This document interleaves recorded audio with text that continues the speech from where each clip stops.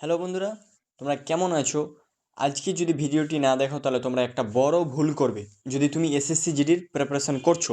কারণ এই ভিডিও থেকে তুমি 4 থেকে 5টা কোশ্চিন অবশ্যই কমন পাবে। 100% গ্যারেন্টি তুমি পাবে, কারণ আমি খুবই কষ্ট করে আমি 30টি কোশ্চিন ইম্পর্টেন্ট খুঁজে বের করেছি। খুবই গুরুত্বপূর্ণ, তুমি যদি না দেখো অবশ্যই একটা বড় ভুল করে থাকবে। চলো আমি 1 নম্বর কোশ্চিন বলছি। কি বলেছে বুঝে নেবে ভালো করে কিন্তু। আলোর গতি কত? তাহলে আলোর গতি কত প্রতি সেকেন্ডে? আলোর গতি কত হয়? তাহলে 2 × 10⁸ মিটার পার সেকেন্ড, 3 × 10⁸ না কোনটা? না 1.5 × 10⁸ না 3 × 10⁶ কোনটি? তাহলে এটা কিন্তু 3 × 10⁸ মিটার পার সেকেন্ড। এটা হয় তোমার right answer. Option number B কিন্তু রাইট অ্যান্সার। চলো সেকেন্ড কোশ্চেন কি বলেছে, বৈদ্যুতিক শক্তির এসআই একক কি? তাহলে বৈদ্যুতিক শক্তির এসআই একক কোনটি? অবশ্যই বৈদ্যুতিক শক্তির এসআই একক হবে জুল। এমনি যদি তোমাকে বলে শক্তির এসআই একক কি, তবুও হবে জুল। বুঝতে পারলে? আমি এককের কিন্তু একটা ক্লাস দিয়েছি, যদি ওটা দেখো তাহলে সব থেকে বেটার এককের জন্য। চলো 3 নম্বর কোশ্চেন কি বলেছে, শব্দ সবচেয়ে দূরত্ব চলে? তাহলে শব্দ সবচেয়ে দূরত্ব চলে কঠিন মাধ্যমে শব্দ সবচেয়ে দূরত্ব চলাচল করতে পারে। আর একটা মনে রাখো, শব্দ কিন্তু শূন্য মাধ্যমে চলাচল করতে পারে না। বুঝতে পারলে? চলো 4 নম্বর কোশ্চেন কি বলেছে, ওহমের সূত্র কি সম্পর্ক প্রকাশ করে? তাহলে ওহমের সূত্র কি সম্পর্ক প্রকাশ করে, বা ওহমের সূত্রটি কি? তাহলে ওহমের সূত্রটা কি হবে? V equal to I R, না পি ইকুয়াল টু ভিআই, না E equal to M C square, F equal to M A? তাহলে রাইট অ্যান্সার কোনটি হবে? এখানে রাইট অ্যান্সার হবে কিন্তু তোমার অপশন নাম্বার এ। তাহলে অপশন নম্বর এ হচ্ছে right answer, V equal to I R. তাহলে V equal to I R বলতে চলো একটু বুঝে নিই। ভি হচ্ছে ভোল্টেজ, মানে হচ্ছে চাপ, কতটা চাপ দিচ্ছে, বিদ্যুৎ কতটা চাপ দিচ্ছে। তাহলে ভি হচ্ছে বিদ্যুৎ শক্তির চাপ কত। বুঝতে পারলে? ভি হচ্ছে বিদ্যুৎ শক্তির চাপ কত। আর ভি ইকুয়াল টু আই আর বলেছে। তাহলে ভি হচ্ছে ভোল্টেজ, বিদ্যুৎ শক্তির চাপ কত। আই হচ্ছে তোমার কারেন্ট, বিদ্যুৎ শক্তির কারেন্ট কত যাচ্ছে। আর আর হচ্ছে রেসিস্ট্যান্স। বুঝতে পারলে? আর হচ্ছে রেসিস্ট্যান্সই, মানে বিদ্যুৎ শক্তি চলতে কতটা বাধা পাচ্ছে। আর আই হচ্ছে কারেন্ট, মানে কারেন্ট বা বিদ্যুৎ কতটা প্রবাহিত হতে পারছে। তাহলে উদাহরণ সহকারে তুমি যদি একটু বুঝতে চাও, আমি বলছি ভি সমান তোমার পানির চাপ। ধরো ভি সমান পানির চাপ, আই সমান তোমার পানির প্রবাহ, পানি কতটা প্রবাহিত হচ্ছে। আর সমান হচ্ছে সেই পানি পাইপের বাধা কতটা পাচ্ছে বা কতটা দিচ্ছে।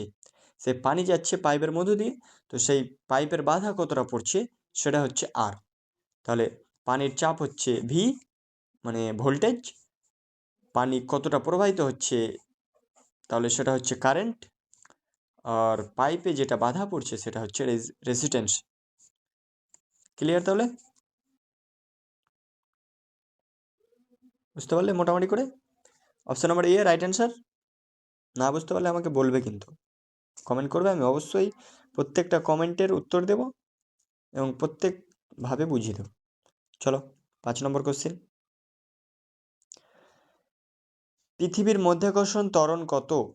তাহলে পৃথিবীর মধ্যাকর্ষণ ত্বরণ কত? ওটা হয়ে যাবে 9.8 মিটার/সেকেন্ড স্কোয়ার। মনে রাখবে এগুলো, তাহলে কিছু বুঝার নাই, তাহলে মনে রাখার। বুঝতে পারলে? চলো 6 নম্বর কোশ্চেন, তাপমাত্রা মাপার যন্ত্র কি?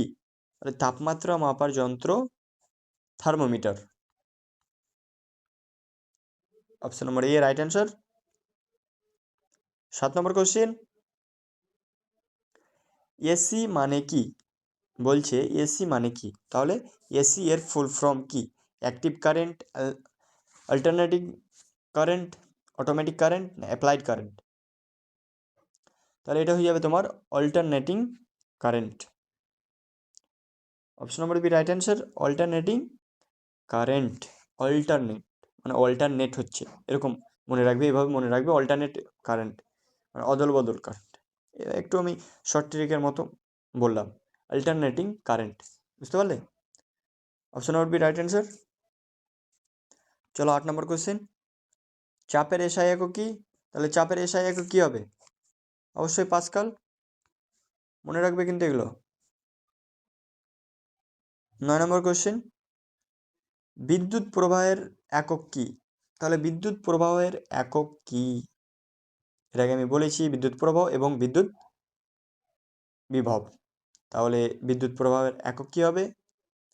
অবশ্যই অ্যাম্পিয়ার, তাই তো? আমি একটু সুন্দর করে বোঝাচ্ছি এটা, দেখো আমি কি বলেছিলাম, বিদ্যুৎ একটা প্রবাহ এবং বিদ্যুৎ বিভব। তাহলে আমি এটা তোমাকে সুন্দর করে মনে রাখার জন্য বলছি, বিদ্যুৎ প্রবাহ যখন বলবে অ্যাম্পিয়ার, আর বিদ্যুৎ বিভব যখন বলবে বিভব মানে ভোল্ট, বি ভোল্ট, বি দিয়ে ভোল্ট আসছে, বুঝতে পারলে? তাহলে যখন বি বলবে বিভব, তখন হয়েছে তোমার ভোল্ট, বি ভোল্ট। দেখো ম্যাচ আছে, মনে হচ্ছে মিলে যাচ্ছে, সেভাবে মনে রাখবে, বুঝতে পারলে? যখন বিভব ভোল্ট, অ্যাম্পিয়ার ন, বিভব ভোল্ট, বুঝতে পারলে? আর যখন প্রবাহ তখন অ্যাম্পিয়ার, এটাতে কনফিউজড হবে না তুমি কিন্তু, বুঝতে পারলে? চলো, তাহলে এখন বিদ্যুৎ প্রবাহের একক কি? অ্যাম্পিয়ার, রাইট অ্যান্সার এ। 10 নম্বর কোশ্চেন, শব্দ তরঙ্গ হলো? তাহলে শব্দ তরঙ্গ কি? আলোক তরঙ্গ, অনুদৈর্ঘ্য তরঙ্গ না অনুপ্রস্থ তরঙ্গ না তড়িৎ তরঙ্গ? তাহলে শব্দ তরঙ্গ হয়ে যাবে তোমার কিন্তু অনুদৈর্ঘ্য তরঙ্গ। Option number B right answer. চলো 10টা কোশ্চেন হলো তোমার ফিজিক্স পার্টের, জেনারেল সায়েন্সের ফিজিক্স পার্টের। এবার আমরা বায়োলজি থেকে 10টা কোশ্চেন দেখবো, বুঝতে পারলে? চলো বায়োলজি পার্টের 11 থেকে 20টা। চলো, মানব দেহের সবচেয়ে বড় অঙ্গ কোনটি? এর আগে ক্লাসগুলোতে দেখেছো, আমি এটা কমন হিসাবে নিয়ে এসেছি এবং মাস্ট বলছি, এখান থেকে তুমি 4 থেকে 5টা অবশ্যই পাবে, পাবে মানে পাবে, না দেখলে তোমার ব্যাপার, তুমি ভুল করবে। অবশ্যই চাই তোমরা ভালোভাবে এক্সাম দিতে পারো। অপশন নম্বর বি এটা রাইট অ্যান্সার। মানব দেহের সবচেয়ে বড় অঙ্গ আমি ভালো করে বুঝিয়ে বলেছিলাম, প্রবলেম হলে আমাকে বলবে, আবার বুঝাবো। ত্বক, বুঝতে পারলে? চলো 12 নম্বর কোশ্চেন, রক্তের লাল কণিকার কাজ কি? তাহলে যে রক্তে শ্বেতকণিকা থাকে, লাল কণিকা থাকে, তাহলে রক্তে যেটা রেড কণিকা রয়েছে, তাহলে সেটার কাজ কি? তাহলে রক্তে যেটা লাল কণিকা থাকে সেটা কিন্তু অক্সিজেন পরিবহন করে, এবং যেটা শ্বেতকণিকা থাকে সেটা কিন্তু রোগ প্রতিরোধ করে, এটা মনে রাখবে, হ্যাঁ? অক্সিজেন বহন করে, এটা রাইট অ্যান্সার। আর রোগ প্রতিরোধ করে কিন্তু ওটা হোয়াইট, হোয়াইট কণিকা মানে সাদা, সাদা মানে শ্বেত, বুঝতে পারলে তো? জানো তো এগুলো? চলো, এখন অক্সিজেন বহন লাল কণিকার কাজ যেটা বুঝে গেলে, আর রোগ প্রতিরোধ প্রতিরোধ করে কে? শ্বেতকণিকা, মনে রাখবে কিন্তু। চলো, option number B right answer. 13 number question, উদ্ভিদের খাদ্য তৈরির প্রক্রিয়ার নাম কি? তাহলে উদ্ভিদ যে খাদ্য তৈরি করে, তাহলে কি ওটা আমরা প্রক্রিয়ার নাম পেয়েছিলাম কিন্তু, আলোক সংশ্লেষ, তাহলে সেটাকে কি বলে? ফটোসিনথেসিস। মনে রাখবে, দুটোই মনে রাখবে, ইংরেজিতে এবং বাংলাতেও, নাহলে অবশ্যই মিস্টেক করে দেবে তোমরা। ফটোসিনথেসিস, উদ্ভিদের খাদ্য তৈরির প্রক্রিয়াকে ফটোসিনথেসিস বলা হয়। চলো 14 নম্বর কোশ্চেন কি বলেছে, ডিএনএ এর পূর্ণরূপ কি? তাহলে ডিএনএ এর পুরো নাম কি? তাহলে deoxy ribonucleic acid, deoxy ribonucleic acid. তাহলে কয় নম্বর অপশানে দেওয়া আছে? Option number A right answer. চলো 15 নম্বর কোশ্চেন, মানব হৃৎপিণ্ডে কয়টি প্রকোষ্ঠ থাকে? তাহলে মানব হৃৎপিণ্ডে কয়টি প্রকোষ্ঠ থাকে? অবশ্যই 4টি, জানো তো এগুলো? না জানলে অবশ্যই মিস্টেক করবে না। যদি এই ভিডিওটি দেখো এবং মনে রাখবে, কিন্তু বারবার করে দেখবে, পারলে একটা ছোট্ট পেজে লিখে মুখস্থ করার চেষ্টা করবে, ভালো হবে। চলো 16 নম্বর কোশ্চেন, ভিটামিন ডি এর অভাবে কোন রোগ হয়? তাহলে আমি ভিটামিন 4-5টা বলে দিচ্ছি হালকা করে, যেন আসলে পারো। চলো, ভিটামিন ডি এর অভাবে কি হয়? রিকেটস, রিকেট হয়। ভিটামিন ডি এর অভাবে কিন্তু রিকেটস হয়। তারপর ভিটামিন যদি সি বলে, ভিটামিন সি এর অভাবে কোন রোগ হয় সেটা বলে দেবে স্ক্যারবি, বুঝতে পারলে? আর যদি ভিটামিন এ বলে, ওটা যাবে রাতকানা, বুঝতে পারলে? তাহলে ভিটামিন এ এর অভাবে রাতকানা হয়। আর ভিটামিন অ্যানিমিয়া কিন্তু তোমার B12 এর অভাবে হয়ে থাকে। তারপর B9 ফলিক অ্যাসিডের অভাবে হয়। এছাড়া লোহার অভাবেও হয়ে থাকে ভিটামিন অ্যানিমিয়া, বুঝতে পারলে? এগুলো কিন্তু মনে রাখার চেষ্টা করবে। এখন যেটা, ভিটামিন ডি এর অভাবে কোন রোগ হয়? রিকেটস, বুঝতে পারলে? চলো 17 নম্বর কোশ্চেন, ইনসুলিন কোন অঙ্গ থেকে নিঃসরিত হয়? অবশ্যই এটা তোমরা পারবে, লিভার, কিডনি, পাকস্থলী, অবশ্যই না। তাহলে কোনটা হবে? অগ্নাশয়। চলো 18 নম্বর কোশ্চেন কি বলেছে, উদ্ভিদের শ্বাসক্রিয়া কোথায় ঘটে? তাহলে উদ্ভিদের শ্বাসক্রিয়া কোথায় ঘটে? পাতা, কাণ্ড, মাইটোকন্ড্রিয়া না ক্লোরোপ্লাস্ট? বলো তো দেখি। পাতায়? অবশ্যই পাতায়, তাই তো? একদমই না। পাতা, কাণ্ড, ক্লোরোপ্লাস্ট এগুলি তো নয়। উদ্ভিদের শ্বাসক্রিয়া কিন্তু সম্পন্ন হয় মাইটোকন্ড্রিয়া দ্বারা, বা ওখানেই ঘটে। Option number C right answer, বুঝতে পারলে কিন্তু? চলো 19 নম্বর কোশ্চিন, মানব দেহের রক্তের রং লাল কেন? এটা আমি নিয়ে এসেছি খুব সহজ, তবুও ইম্পর্টেন্ট। অনেক যারা পারে তাদের কাছে অবশ্যই সহজ, কিন্তু অনেকেই ভুল করে, তার জন্য আমি নিয়ে আসতে বাধ্য হয়েছি। মানবদেহের রক্তের রং লাল কেন? যারা পারবে অবশ্যই আমাকে কমেন্ট করো, যারা পারবে না তাদের জন্য বলে দিই, হিমোগ্লোবিন। চলো 20 নম্বর কোশ্চেন কি বলেছি দেখিনি। 20 নম্বর কোশ্চেন, সবচেয়ে বড় মানব কোষ কোনটি? স্নায়ু কোষ, ডিম্বাণু, রক্তকণিকা না চামড়ার কোষ? বলো তো সবচেয়ে বড় মানব কোষ কোনটি? তোমরা বা অনেক কেউ ভাববে আমাদের সবচেয়ে মানবদেহে বড় অঙ্গ কোনটি? ত্বক। ত্বক মানে কি? চামড়া, অবশ্যই। তাহলে সবচেয়ে যখন বড় মানব কোষ বলবে, অনেকেই কিন্তু বলবে চামড়া কোষ, চামড়ার কোষ, কারণ চামড়া তো হচ্ছে সবচেয়ে বড় অঙ্গ, তাই না? অবশ্যই এটা নয়, এটা একদমই ভুল। রাইট অ্যান্সার কোনটা হবে? ডিম্বাণু, যেটা যৌনাঙ্গ। জানো সব কিছু তোমরা, ডিটেলসে বলার প্রয়োজন নাই। তাহলে শুধু মনে রাখবে কি? ডিম্বাণু। সবচেয়ে যখন বড় মানব কোষ বলবে তখন ডিম্বাণু, ডিম্বাণু। অবশ্যই এটা তোমরা ভুলবে না, এটা অনেক কঠিন হলেও তোমরা ভুলবে না, আশা করি বুঝতে পারছো। আর সবচেয়ে বড় অঙ্গ ত্বক, বুঝতে পারলে? তাহলে রাইট অ্যান্সার ডিম্বাণু। চলো এবার বায়োলজি 10টা পড়লাম, এবার কেমিস্ট্রি থেকে আমরা 21 থেকে 30টা পড়বো এবং এটা সমাপ্ত করব। এর থেকে তুমি 4 থেকে 5টা কোশ্চেন মাস্ট পাবেই। পানার পানির রাসায়নিক সংকেত কি? তাহলে পানির রাসায়নিক কি সংকেত? H2O, H2O, সরি,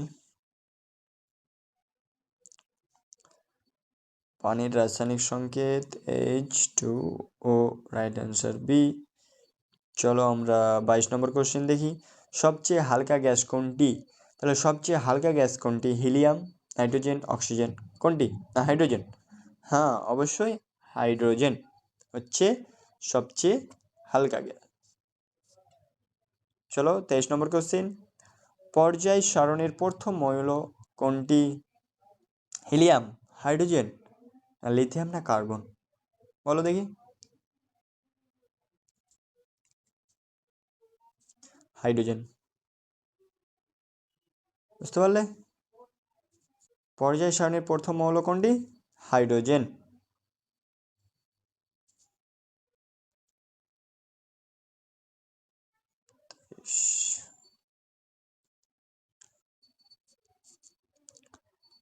চলো একটা আমি কথা বলি, পর্যায় সারণীর প্রথম মৌল কোনটি? হাইড্রোজেন এবং সবচেয়ে হালকা।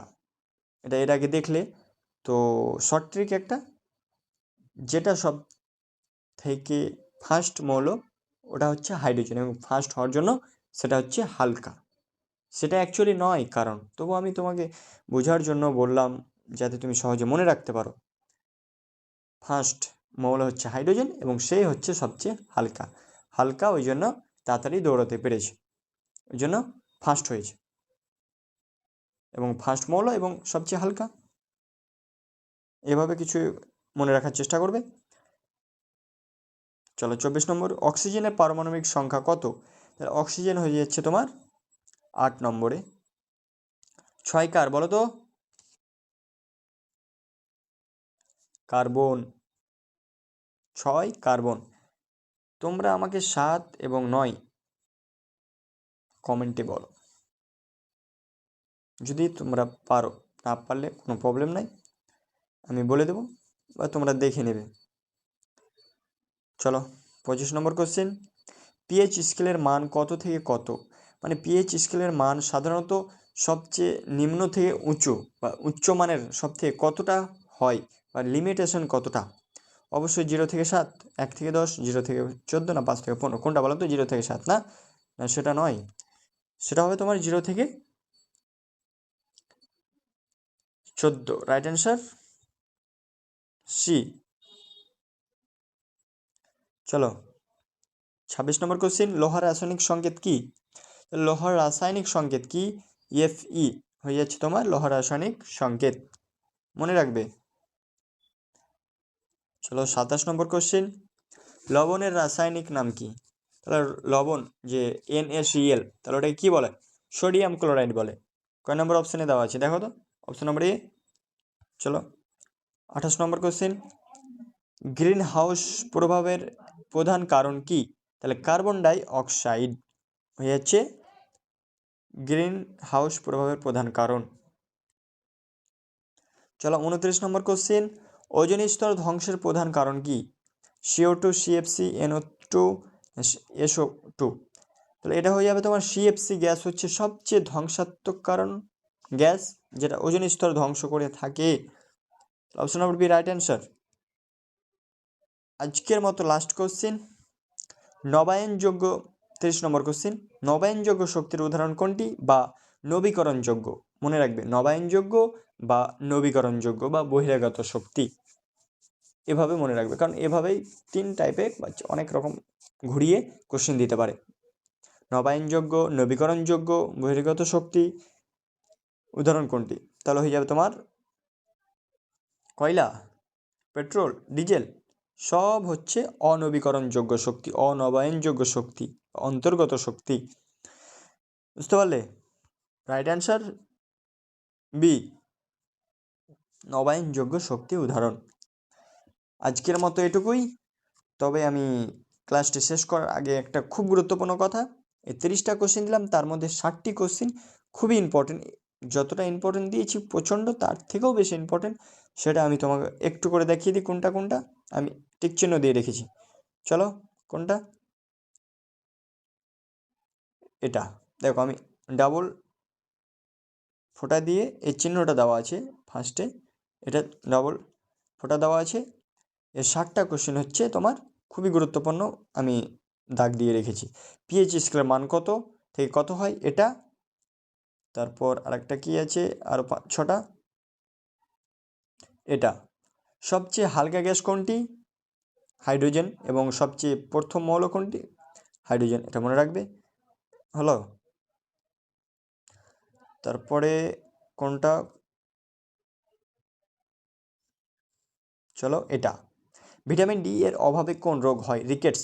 ভালো করে মনে রাখবে কিন্তু, রিকেটস ভিটামিন ডি এর অভাবে। আর বাকিগুলো আমি বললাম, C, A, B12 এগুলো তো বললাম, এটা মনে রাখবে। চলো, এর আগে আছে তোমার মানব হৃৎপিণ্ডে কয়টি প্রকোষ্ঠ থাকে? এটা মনে রাখবে, সবটা রাখবে মনে, তার সাথে এগুলো একটু বেশি ইম্পর্টেন্ট। ডিএনএর পুনরূপ কি? এটা দেখো কিন্তু নাম্বারের আগে, দাগ নাম্বারের আগে যেটা আমি চিহ্ন দিয়ে রেখেছি, এটা হচ্ছে তোমার অতিরিক্ত ইম্পর্টেন্ট। ভোলাই যাবে না, ব্রেন থেকে ভুলবেই না যেন কোয়েশ্চেনগুলো। চলো, এর আগে কি আছে?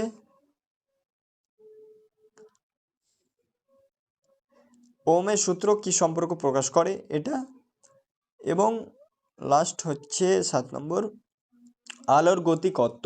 বুঝতে পারলে? এটা একদম মিস্টেক করবে না, ভালো করে পড়বে। এরপরে আমি অন্য সিলেবাস নিয়ে আসবো। থ্যাংক ইউ, ধন্যবাদ দেখার জন্য।